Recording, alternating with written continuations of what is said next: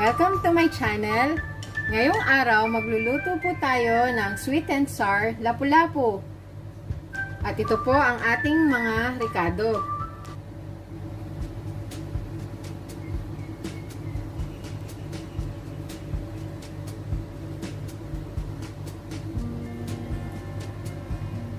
Unahin po nating igisa ang ating kamatis.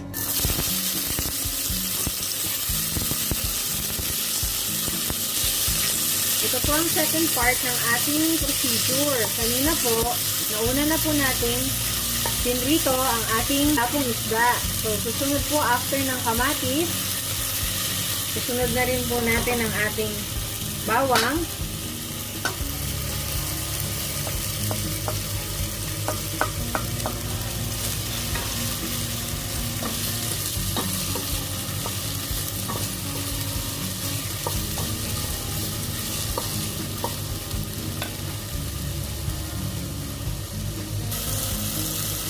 Susunod na po natin ang ating sibuyas.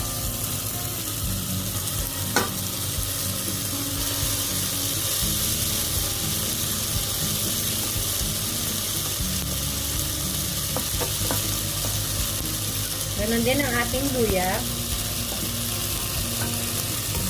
Gigisahin lang po natin hanggang makuha po natin ang texture na nais natin para sa ating sweet and sour sauce.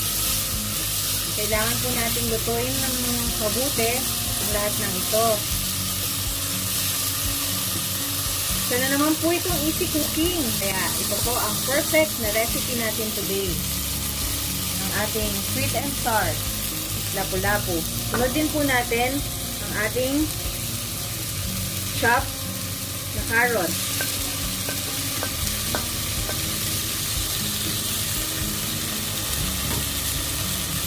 Minsan, boring po kumain ng pritong isda lang. Kaya, muli po, ang ordinary na ulam ay magiging special pag ating pong dinagdagan ang sauce. Hayaan lang po natin itong maluto within 5 minutes. Check na po natin. Yan, luto na po ang ating mga ginisa. Susunod na rin po natin ihulog ang ating tubig para sa sauce. Maglalagay po ako ngayon ng half cup water.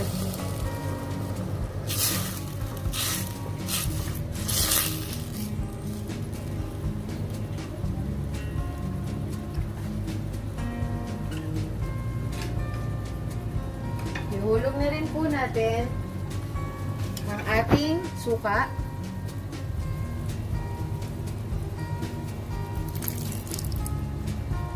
Gumamit po tayo dito ng apple cider.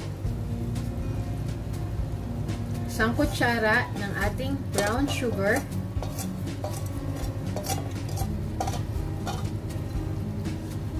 Pepper to taste.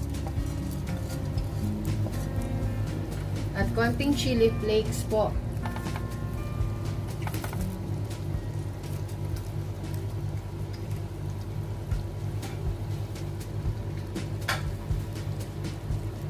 Haluin lang po natin. Siyempre, huwag po nating kalimutan ang ating patis. Or asin. Pwede rin po. So, this time, ang gagamitin po natin ay salt.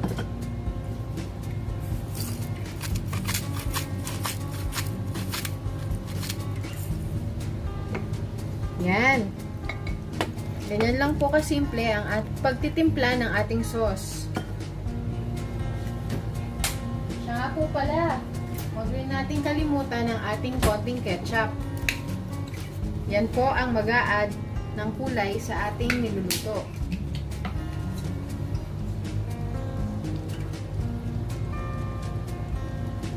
At least mga 2 kutsara po okay na.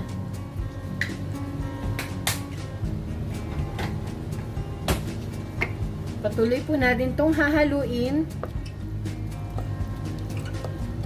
at aantayin na kumulo sa loob ulit ng 3 hanggang 5 minuto. Tikman na po natin.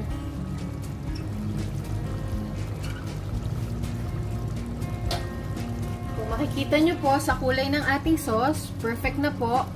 At na-achieve po natin. Titikman na po natin. Sarap. Perfect para sa ating pritong isda. Ayan, ready to serve na po siya.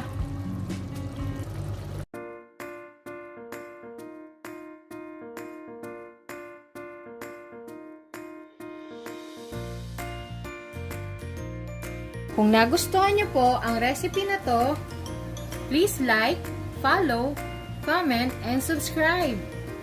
Samahan niyo ulit ako sa ating next recipe. Thank you for watching!